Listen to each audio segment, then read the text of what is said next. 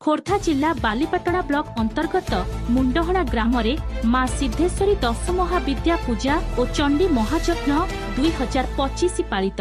यह 29 मार्च 2025 शनिवार ठारू आरंभ करी 7 एप्रिल 2025 पर्यंत 10 दिन हेइथिला। 10 दिन रे विश्व शांति एवं जगतर कल्याण निमंते ग्रह मानकर पूजा करने सहित वेद पाठ करा जायथिला। एही 10 दिन मध्यरे शेष दिन रे पूर्णाहुति सहित एक नियारा ढंगरे अर्थात 12 वर्षरु कम 10टी कुमारी मानंकु पूजार्चना करा जायथिला। विश्वास रहिछि जे 12 वर्षरु कम 10टी कुमारी मानंकु पूजार्चना करिबा द्वारा मां संतुष्ट होइथांती। मांकर पूर्णाहुति देखिबा पई आखपाख श्रद्धालुंक भीड़ देखिबाकु मिलिथिला। एहा मुंडहणा ग्रामवासींक सहयोगरे होइथिला।